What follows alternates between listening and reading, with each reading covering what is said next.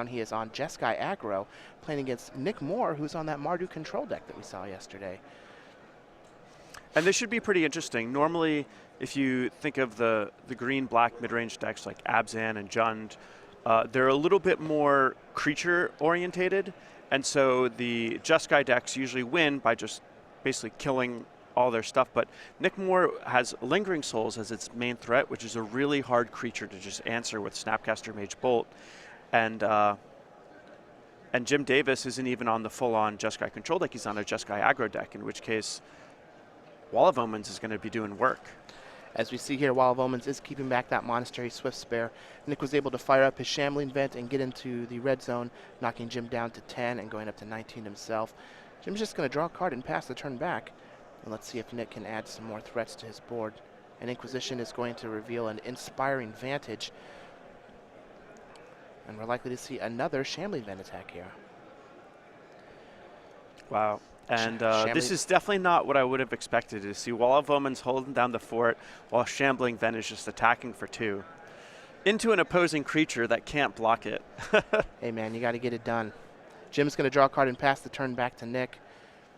Jim did pick up a copy of Lightning Bolt here though, so if Nick decides to continue to get aggressive with the Shambling Vent, it's going to bite the dust. I don't think this is a particularly big loss for Nick. Essentially, he's trading one of his lands for one of Jim's spells. So Nick is going to draw something good soon, like a Lingering Souls or a Planeswalker, and he's going to be off to the races. All right, Jim has finally decided to attack with that Monastery Swift Spirit just to check and see if Nick is going to block, which he does. Tap land and pass the turn back. Jim has a trio of Inspiring Vantage in his hand. There's a Lightning Helix. Man, Nick has just a bunch of removal that Jim is going to get to see. So Gitaxian Probe is going to reveal a hand. Oh, please put it in the middle of the table where the glare isn't. It's all right. We don't need to see those cards anyway. So what's especially problematic about this matchup for Jim, at least how it seems to me, is he's basically playing a deck that's based on some creatures and some burn spells. And the burn spells are mainly there to clear blockers and maybe finish off your opponent. But if you're playing a deck that's, plays some early creatures backed up by burn spells, you can be really vulnerable to a deck that just has a couple sources of life gain and then a bunch of removal, because your creatures never end up getting damage, and because you're not a full-on burn deck, you never have enough burn to burn out your opponent. Well, Jim was able to see Bolt, Helix, double Path to Exile, but Nick picked up another copy of Lightning Bolt, which is going to be 9 points of burn. It's going to take Jim down to -1, and Nick Moore is going to burn his way through game 2 of this match. They're going to even this up at 1v1. Pretty sweet to see Nick Moore be the one who burns his opponent out at the end of the game. But that's certainly what can happen when you're just ahead on cards. We saw this happen with the Jeskai control deck that Shahar Shenhar played in Worlds a while back, where he would just build up so many more resources than his opponent, and he would be able to convert those resources directly into damage because so many of his removal spells were burn spells. And we see Nick Moore kind of following a same formula.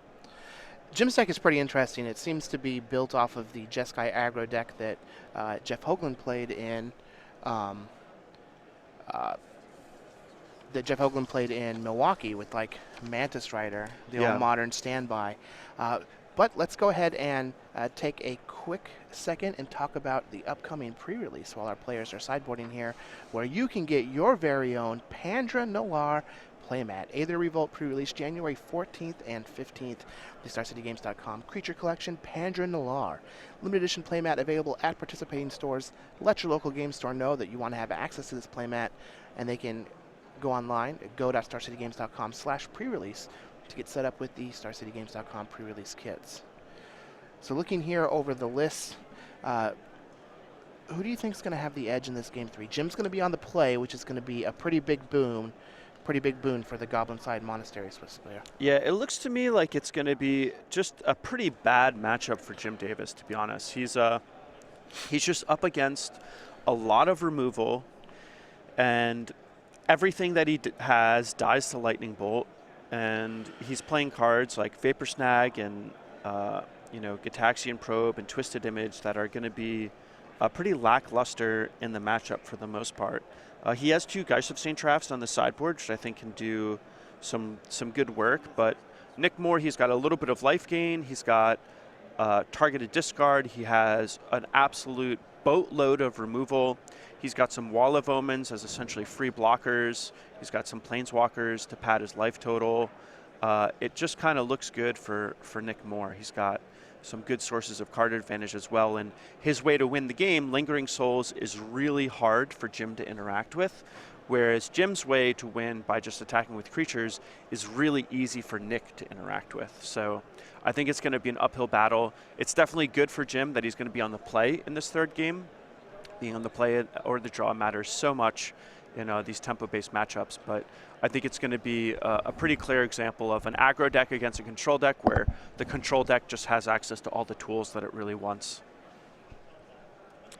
Well, we are heading into Game 3 here between Jim Davis on Jeskai Aggro, your current reigning Players Champion, against Nick Moore, who is on Mardu Control. So Jim's going to start off with Aspire Bluff Canal and attack with a Monastery Swift Spear, knocking Nick down to 19.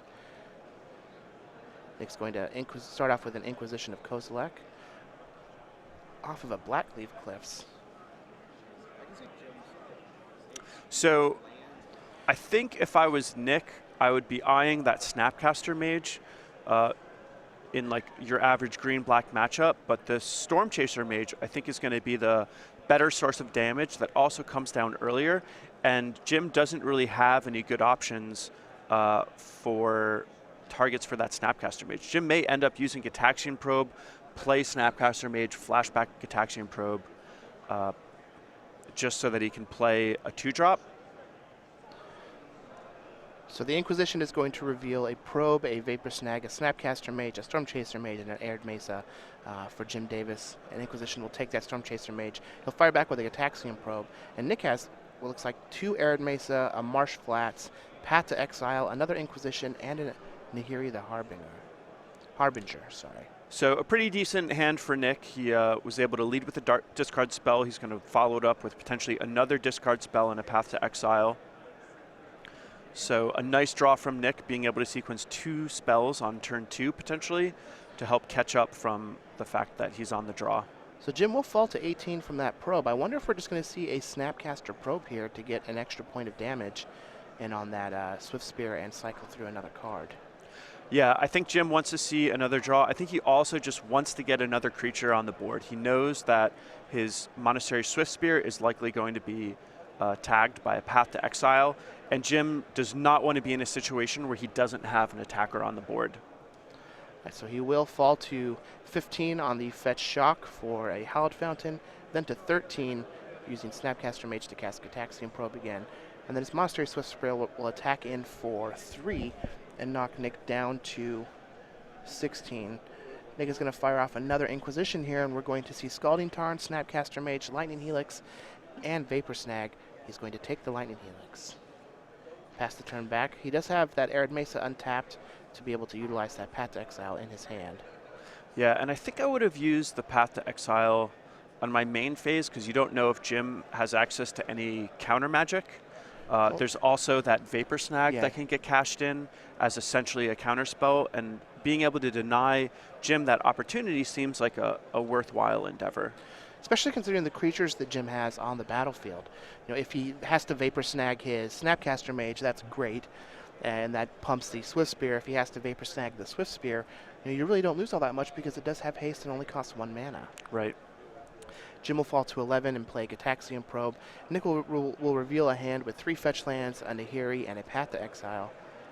And on the previous discard spell, the Inquisition, Nick chose to take the Lightning Helix, and I think he was looking at Jim's hand being stuck on 3 lands, and he basically didn't want Jim to just fire off the Helix because it'd be a lot of damage all at once. But I think there's also good consideration to just getting the Snapcaster Mage because it's a reusable source of damage, and it's a 2-for-1. Jim will fall to 11 using his Scalding Tarn. He's going to go get a Snow-Covered Mountain. Is he playing Scred? You got to put the fear in him. Who knows? Jim is a big proponent of snow-covered lands whenever you can. One day he'll get hit by a Thermokarst and have to reevaluate that. I'm going to put one on my sideboard next to my play just for Jim. Sadly, it's not legal. I wish. All right, well, we are just going to Snapcaster Probe, falling to 8, and he picks up a Lightning Bolt. That's a good draw. It's a great draw. So at this stage, things are starting to look a little more grim for Nick, but I wonder if Jim needs to worry about just getting burned out of this game at some point.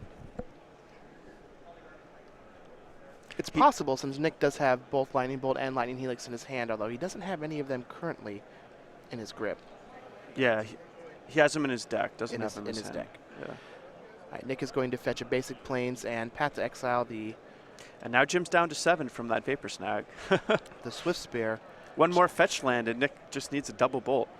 Yep, and Jim is going to Vapor Snag, creature back. Wall of Omens is going to be a big pickup here for Nick Moore. And a Shambling Vent. So what's nice about this is going to dovetail into the Nahiri that's in Nick's hand quite well. He's had an okay life total. 13 life isn't too bad, but it's starting to get low, and especially after this attack phase, he's going to have to really worry about it. Now, Jim did just pick up a copy of Spell Pierce, which is going to snag that Nahiri very well. Yeah, great top deck. Monastery Swift Spear will come down. Both Snapcaster Mages and the Swift Spear are going to enter the red zone for Jim Davis. Nick Moore is going to put his Wall of Omens in front of...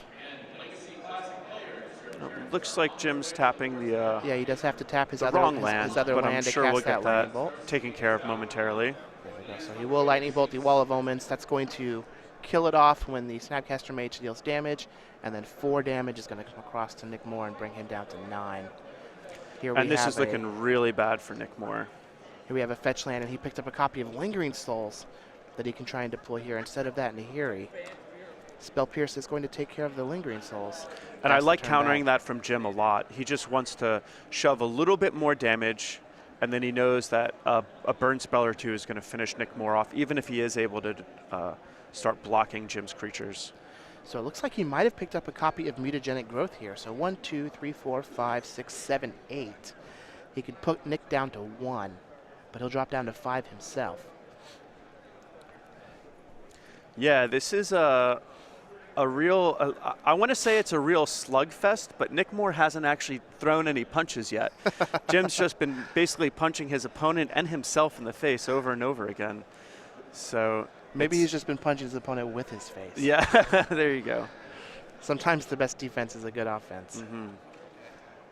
All right, into the red zone we go. Let's see if he decides to Mutagenic Growth. He is. He'll pay 2, fall down to 5. And I like using the Mutagenic Growth now because he knows that those Lingering Souls are coming down potentially on the following turn, and that his options to use something like Mutagenic Growth may not be as easy to do once there's Lingering Souls in play and it's some open mana. So cashing that in while the coast is clear seems like a good idea to me. So Nick Moore is just going to flash back Lingering Souls and play another fetch land that he can't use. All Jim Davis has to do here is attack with all of his creatures. And Nick Moore is going to die from the 1 point of combat damage. And Jim Davis is going to take this match with his Jeskai aggro deck going to 9-1, beating down against Mardu. It feels like Nick's